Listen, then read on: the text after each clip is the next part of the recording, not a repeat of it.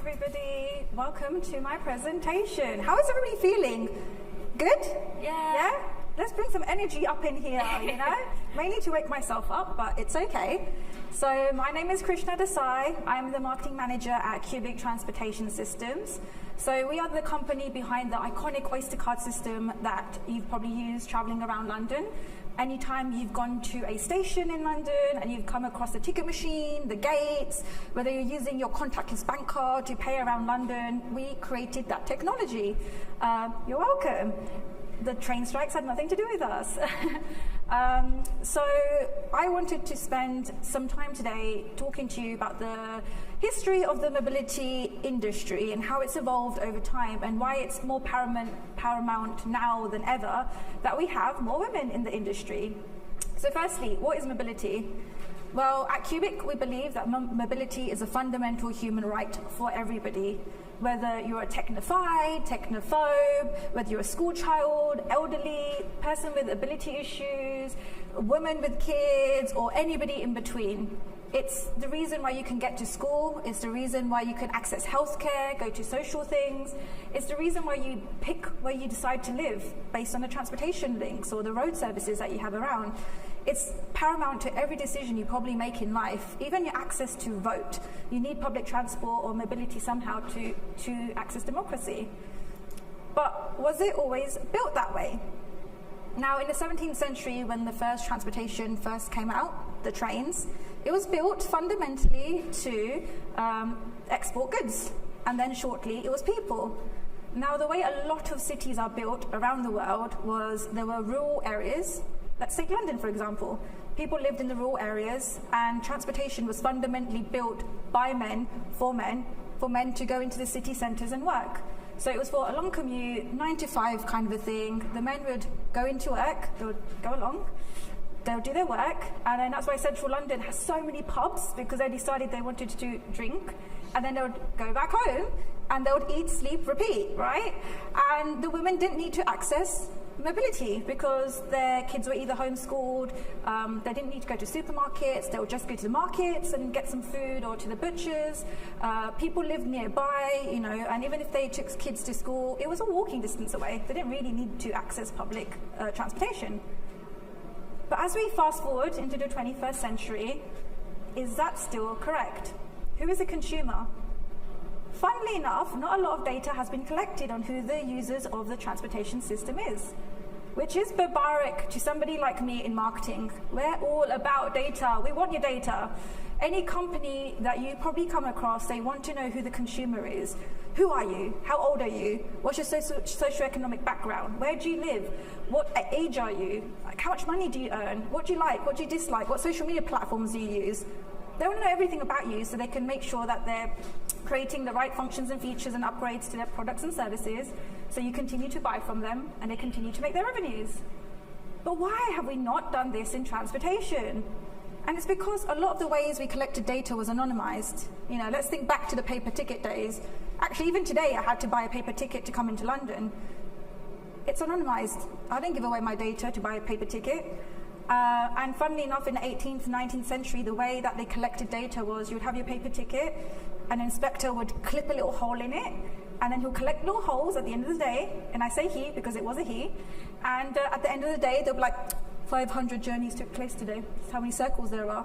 And that's how they counted journeys. And that's evolved over time to how many taps a gate has processed or a bus has taken on board, how congestion's increased by 10% on the roads, by the air emissions. But again, it's all anonymized data. And it wasn't until 2019 where LA Metro were the first company or agency in America that was like, actually, who are the people behind our systems? You can obviously go on a train or a bus and look around and kind of see and get a feel for the people using it, but who really are the users of your system? And from their research, they realized more than 50% of the users were, in fact, women. And it was surprising because they found out a lot of things, like women were more likely to stop using public transport and get into their cars because it wasn't serving them anymore. The prices for them to travel on public transport was getting more expensive. They were making a lot more shorter, frequent journeys. They had to take multiple modes of transport to get to their end destination. The buses weren't scheduled. It was taking them 2 hours to get to somewhere that was 20 minutes away. And so they were using transportation less and less. Of course, there was also safety concerns. Safety, even at waiting at the bus stops during the day, 40% of the respondents, when they did an in-depth survey, said they didn't feel secure using the buses during the daytime, yet alone nighttime. But another agency is Transport for London. Living in London, I'd be amiss if I didn't talk about Transport for London. They actually are one of the few agencies in transportation that's built in diversity into their DNAs from the 1950s. When the World War II happened, they realized that a lot of the people that worked on their infrastructure, on the buses and trains and kept the economy going around, actually had to fight in the war, and they needed people, and not just in transportation, in every industry. So they actively recruited from the Caribbeans, and they hired a huge workforce of people to come and help them run their transport systems. And one of my favorite stories about how you really do diversity and inclusion within an organization is they had a social. This is a true story. So they used to do social activities, and they used to play football. And they realized that the people from the Caribbean, they just didn't engage in football. And when they asked the employees, why don't you play? Why don't you want to get involved? They said, we've never played football before. And they're like, well, what do you play? And they said, cricket. We play cricket. And so what did they do? They didn't say, actually, well, you know, that's great, but you're in England now and we play football, so you should really play football. They said, you know what? We'll play cricket. And they changed the social activity, just like that. Because inclusivity is about not making other people adhere to what you want them to do. It's about actually showing them that they're included and you're willing to also change your rules, your social things, so that they feel part of a culture. And to this day, whether it's C-suite all the way down to bus drivers, Transport for London have the most diversity within their organisations, whether it's age, whether it's gender, whether it's socioeconomic background. And this is probably why in our mobility landscape, they are one of the most advanced transport systems that have been deployed is been in London. Everywhere around the world wants what London has done in transportation. Is there any coincidences based on the people? I don't think so. And even recently, end of May, the Elizabeth line opened up. This was one of the biggest infrastructure projects across Europe. And that's our ticket gate, by the way, everybody. Yay! And the ones behind in the picture. So the Queen came and opened the Elizabeth line, and TfL learned from its history. So when the infrastructure was built back in the 17th, 18th century, when the underground was built and the train systems were built, there's not many lifts and elevators you see around because, again, it was built for the able-bodied man to go to his 9 to 5. And it wasn't built with accessibility in mind or women with with pushchairs in mind. And so they were like, now we have the opportunity to do it all again. What are the lessons learned and how can we make our systems inclusive for everybody? And so with the Elizabeth lines, there was 12 new stations that had opened. And what you will notice is all of the stations is built with inclusivity in mind. From not just the elevators and lifts, but even the color that they picked the line, purple. People with visual impairments are easily able to see that color, find it on a tube map, the way the information is displayed, everything has been built with inclusivity in mind.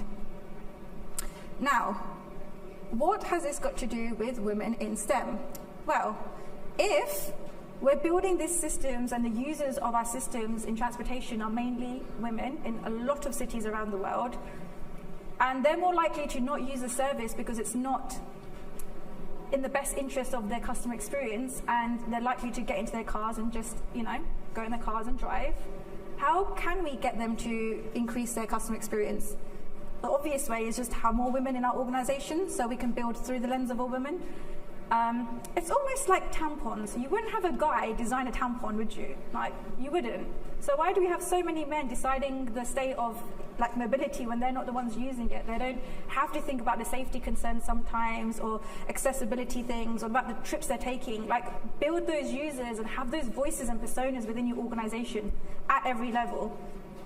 And so when we said this within our organization and we said it to managers that were hiring, we need more women, they said, we agree, but there are none. There was no CVs being put forward with a lot of women there. There wasn't enough women in STEM. So they're like, we would hire women, but where are they? If you show me a great candidate, I'll hire one. And that's when you realize this is a really big issue from a STEM point of view. And not just in transportation, but across every industry and every facet of technology, we're lacking women, but because not enough girls are going into STEM as an education. So how do we tackle that in transportation? Well, one of the ways is we partnered with the London Transport Museum here in Covent Garden in London. And they actually go to pretty much every school in London and they teach them about STEM. They do all of these open house activities at the museum where they teach groups of kids that come in during the summer holidays, like what's an Oyster card and what materials is it made out of and what do you think is inside it? And then they cut it open and they see a little chip and they're like, that little chip? That's what happens when you tap on the gate. That's where the magic happens. And they get kids really excited, women, both girls and boys. When was it that boys decided that they didn't want to be bus drivers, or train drivers? Like, when did that stop being sexy? When did a 3-year-old child turn around and say, you know what, Mum, I really want to be a banker? Like, it never happened. But society is changing the perspective of what kids want to do when they're at that age. So the London Transport Museum have all of these programs that are trying to go to schools and do it on behalf of organizations to kind of say, hey, let's educate them from a young age. Another thing that we could probably do is, in the US, they have this really cool thing where you bring your kids to work day. It's like a national thing. We don't have that in the UK. I've never seen any kids running around my office playing with all of these gates and stuff. Actually, it's probably good that they don't. They might trip over some wires. But allowing all of that, it's really important that kids see where their parents are working and what they're doing and what does engineering look like and why is this so cool, and seeing the amount of women and cool people working on technology and getting them excited and saying, hey, this is what my mummy does, this is what my daddy does. And part of this is also educating parents on having these conversations with their children from a young age, influencing them, telling them that, hey, a lot of times if the parents aren't comfortable with engineering or STEM related activities because they're not doing it, they're probably not going to pass that information down to the children. So how can we make it more easier also for parents to have those conversations from an early age and kind of tell them that boys can do what girls are doing, boys can be nurses, boys can be social workers, boys can be teachers, and yes, girls can be engineers and girls can be scientists and girls can be astronauts. Everybody can do everything, it's whatever you want it to be. Mentoring is also really, really, really important. Oftentimes in a lot of our industries, we probably don't have that many senior women in their organizations for younger people that have come into the organizations to learn from. How do you navigate that tricky water? How do you really get your voice heard in a room full of men? How do you really come up with an idea and be seen as being serious when you're fresh out of university, fresh out of school, fresh out of being an apprentice, and you're going in like bright-eyed and bushy-tailed into these organizations, and all of a sudden it's an unknown territory. Like, oh, at school there was girls and boys, and now I'm in a room full of all men that are probably a lot older than me and probably haven't been taught as well how to interact with the younger females in new organizations. And if you don't have any more role models for them to look up to and ask and learn from, they're more likely to leave the organization. So a good part of retention is actually joining up with other organizations within your industry that also have mentoring programs. And so you can say to the young females that are joining your company, hey, we might not have anybody that you can relate to in this organization, and that's okay. We've partnered with these organizations that have these amazing women that you can have as a mentor, and giving them that opportunity and showing them that you really care about their career development and keeping them retained within your organization. And so then when we get to that point where we say to mid-managers that are hiring, you need more women, and they say, okay, I'm ready now. There's enough candidates coming through. But how do you really actively recruit them? It's an issue, right? So in our industry, we've come up with a couple of organizations that have made it mandatory. So there's these programs where they have a pledge, where they want organizations that sign up to the pledge to increase their female work base by 10% in the next 5 years. There's things where we have women in technology or women in transportation, women in rail, like all of these organizations where their whole distribution list is women in the field. So you could do paid advertising with them when you're looking for a couple of roles and saying, actually, I'm really looking for a great female candidate. Let me advertise through them. Use their channels to actively try and find some of these candidates. And also you can do things like in the UK, a couple of years ago, an initiative came out called the STEM Returner Programme. So it was just like the speaker before us that was saying, she took a 4-year career gap and she came into the workforce and she didn't really know how to navigate those waters. So the STEM Returners Programme is an organisation that is getting women who, for whatever reason, took a career break. It could be for kids, it could be for health issues, it could be to travel the world. It's not always about kids, that they've taken the break. It could be because they had so much money that they didn't need to work and then they were broke again and they needed to work again. Who knows? But it's scary, when you've been out the game for so long. I get scared when my phone tells me I need to do a software upgrade. I'm like, oh no, how's that going to change my user experience? Imagine 4 years out the field. Things have progressed so much. It's scary for them. So they can join the STEM Returners Programme. And companies like Cubic have signed up. So when we're looking for a good pool of candidates, we simply go to them and say, hey, look, do you have people of this caliber over here? And they'll be like, yes, okay, let's introduce you, let's network. So don't try to do it all by yourself. And in the end, you have to be the change. There's a really, really, really important transportation conference taking place next week in London. I've always wanted to speak at it. And so I had a conversation with our general manager and I said, this year, it's my year. Can I do the keynote presentation? And he said, no. Okay. That didn't quite go down how I planned. And I said, oh, why not? He goes, we need one of the sales guys to go up there and, to do it. I'm like, okay, why? And he was like, so they can build their reputation. I'm like, it's not really an interactive thing. I don't understand what you think is going to happen when they're on the stage. And a funny thing happened before that. A year ago, he said to me, same director, I don't know why we sponsor conferences and speak. Like, when is the last time you went to a conference and remembered a presentation?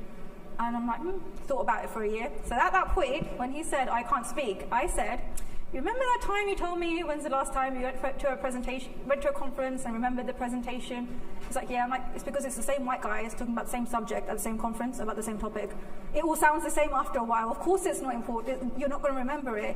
Put me on the stage. I'll tell them whatever you want me to tell them, but at least I can say it and deliver it in a different way.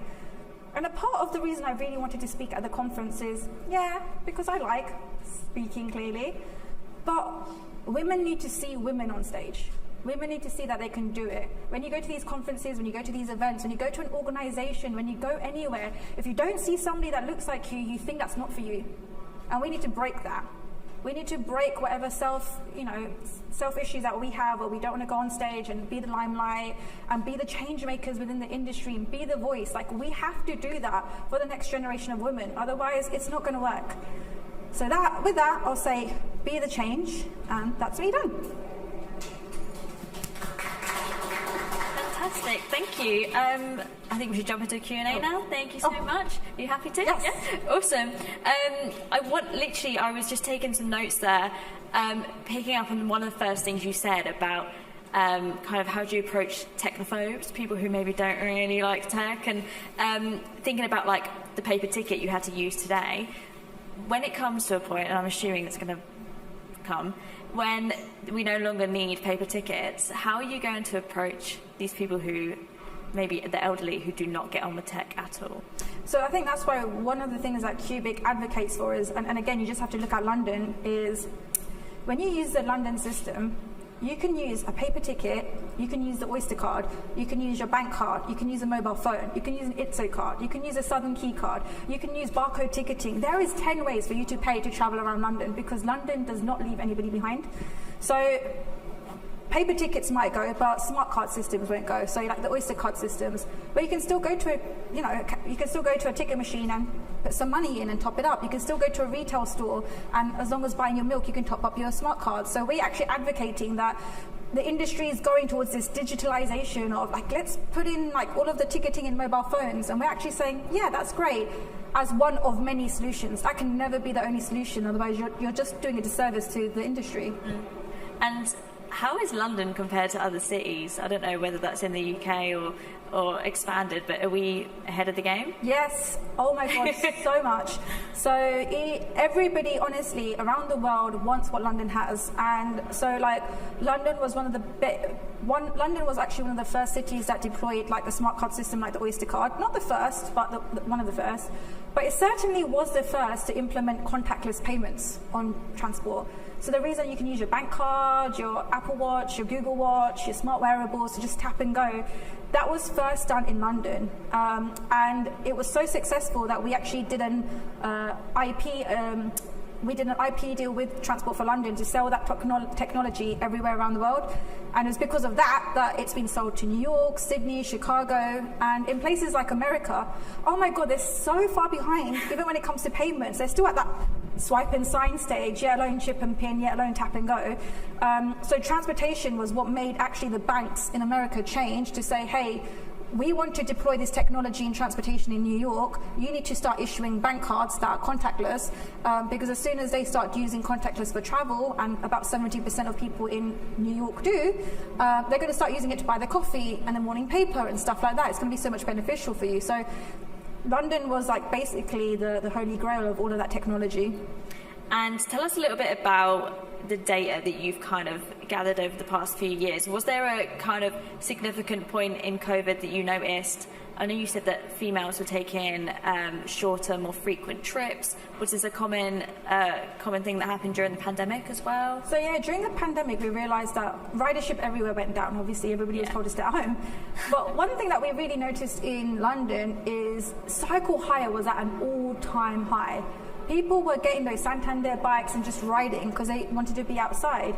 And that's another beauty of like TfL. They don't just provide tubes and trains, they provide ferries and buses and now electric scooters and all sorts, like all of these ways you can travel around the city, and actually investing that money into active travel and making it, creating safer streets for people to walk and cycle in. So we saw services change from using public transport to the bikes.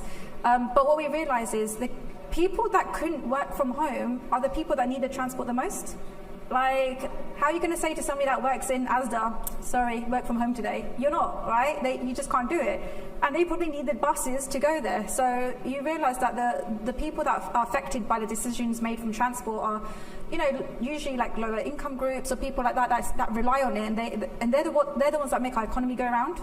Yeah, I think obviously today is obviously a funny day with the train strikes and everything. Who does this affect the most today? Obviously, working from home is nearly commonplace. Most people do it at least hybridly. How has this impacted literally London as a business? So I think that's the thing, going back to those people that depend on public transport because they can't work from home. Yeah. So in a lot of office-based work, you can work from home, and we've built the infrastructure to be able to do it. But there's still a lot of people that don't. There's still a lot of people that need to go to shops, need to go to schools, or need to go to hospitals, dental care, whatever it is, like health places to provide their service, and they're still depending on that transport to get there because the cost of owning cars is going up, the cost of petrol is going up, they can't afford these other way of travelling, so they still depend on this service. And so we've realised throughout the pandemic, we have to still provide these services to the people that need it the most in the most equitable way possible. Mm-hmm. And a lot of what you've been saying is about providing options. So you were just listing off how many different ways you can pay. So what does the future of transportation look like to be as inclusive as it possibly can? Is it about opening up as many options as possible? I think it's less about options and it's more about including every user base. Mm-hmm. So every type of user that needs to use your system, it's about making sure they can pay.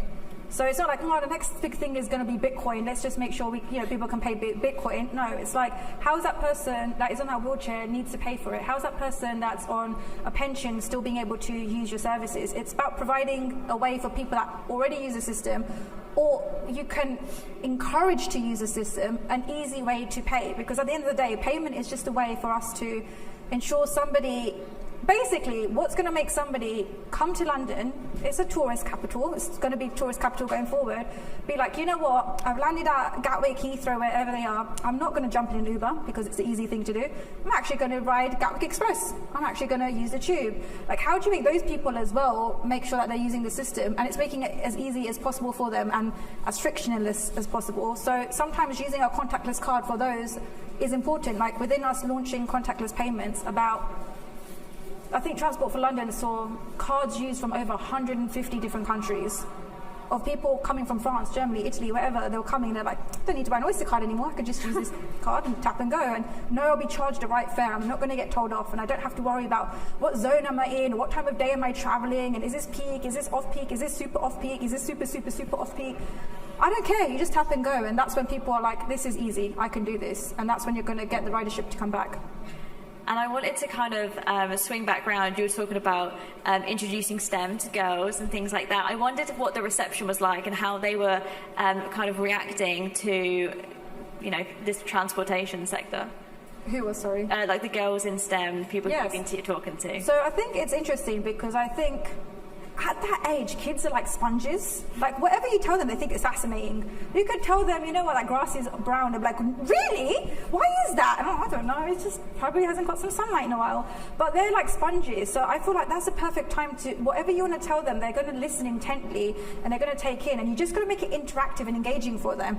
So whether you're telling them about engineering or maths or STEM, whether you're telling them about lifestyle or social changes, whether you're telling them about people's organizations, like they want to learn, they want to grow, they're inquisitive. So why not teach them things at that age where they can then form up their own mind about things? Because the less they know, the less they can think about what they want to be in the future as well. So they find it fascinating, especially the more show and tell you can do and being like, oh, here's a physical thing, let's cut it open, let's do this. They're the things that you remember more as well, because it's like kinetic learning where by doing you remember as opposed to just being told. Yeah. And a final question, and you kind of mentioned a little bit about mentorship. I wondered if you had a mentor at the start of your career or throughout your career at all. I actually did have a mentor, and it was funny because I wanted to leave my company for that exact same reason. I'm like, there's nobody here. I don't know how to navigate through these waters. I might just leave. And it was a male colleague. Allyship is really important in the industry. And he said, you don't need to leave. You just need a mentor. I'll find you one.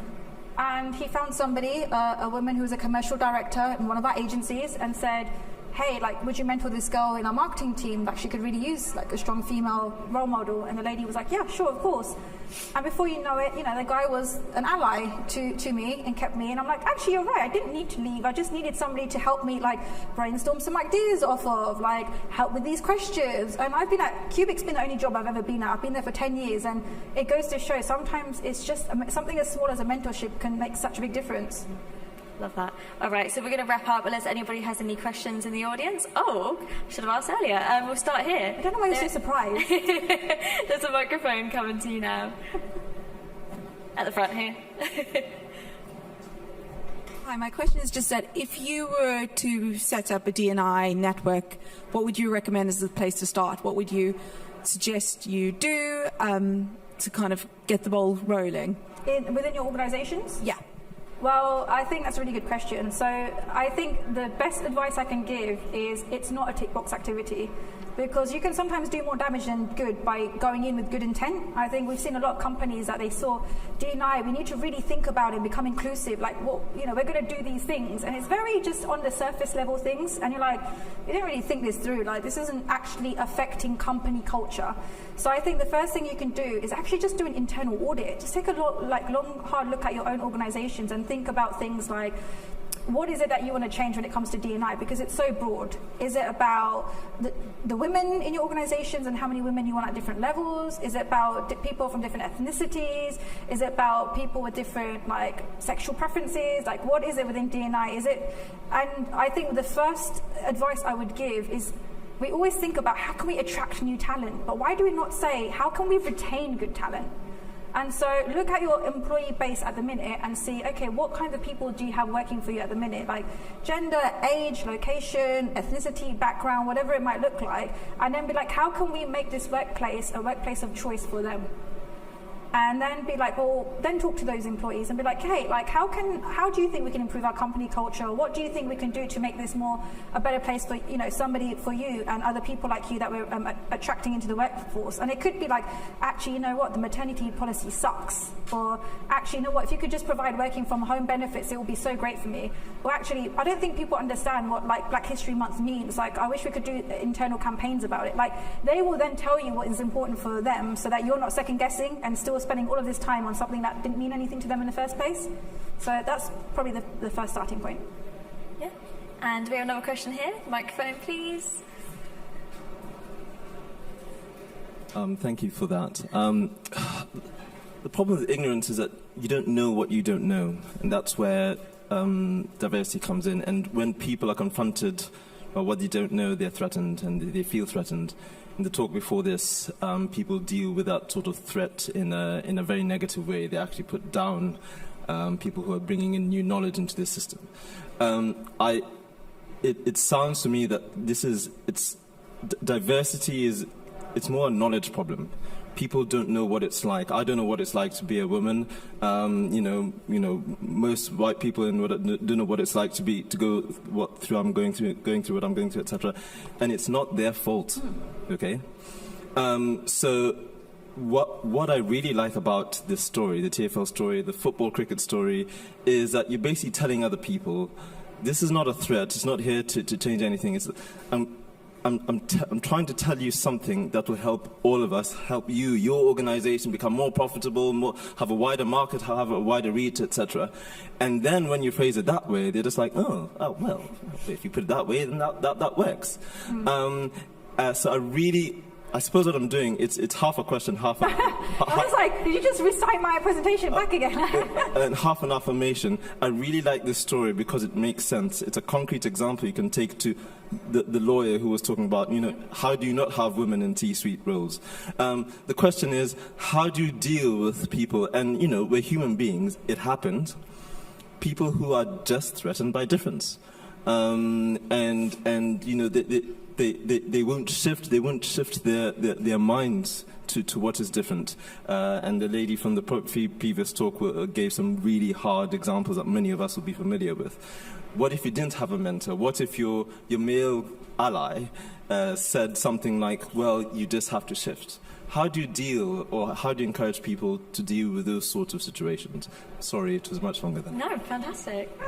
Okay, so how do you deal with people who are not receptive to change and feel threatened by change, right? That's inherent within everybody. Most people don't like change. Like, we always hear, time and time again, the only thing that's constant is change. Yet a lot of us do not accept that.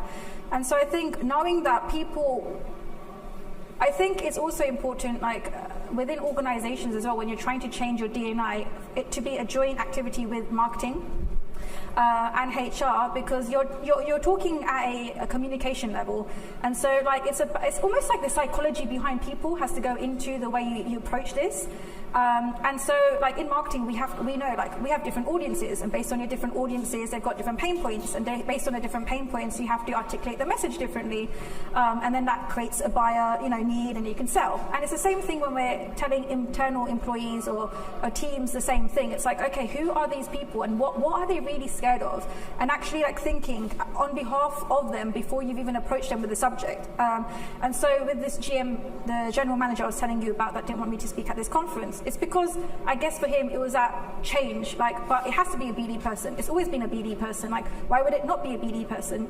And it had nothing to do with the fact that I was women or I was Indian or anything like that. It was purely but you're not in sales. Why would you go onto the stage? And then actually being okay, well, what can I do to change his mind? Because I could be because we need change, and he's not going to, it's facts and figures. So I know for him, it's about facts and figures. And sometimes you're going to approach the situation differently based on the person and knowing what is likely to resonate with them. And it's a lot harder because you have to take it by cluster or an individual by individual. It's not like a one thing fits everybody approach. And then slowly, I think you need to figure out who the real change makers are or the influencers are within an organization and start breaking them first, because then they can spread that change down. So if it's a specific manager, or a specific salesperson, or a specific product person within an organization that's going to be most resistant to change for whatever it is, being like, how can you make them your ally? And just focus on one person, because as soon as you can help be like, okay, well, this is what they're threatened by. They're threatened because they don't know this information. Maybe I can give them this information. Or they're threatened by this. Maybe I can bring them into this situation or environment or whatever it is. Or they're threatened by this. Well, what if I can pose a counter argument that's going to make it more beneficial for them to not want to not listen? You're like in this instance where you could say, actually, I know you probably don't want to do this because of this, but imagine like this is going to be great. Look, 50% of the employees have also said they want this to happen, and they're like, okay, well, they can't argue with facts or stats. So sometimes just one person at a time. Like, everybody's resistant to change, and we can't change the world at the same time. So it's the best advice I've got for you. Fantastic. All right, well, that was amazing. Let's give it up for Krishna. That was such a great presentation. Thank you. Awesome. Thank you so much.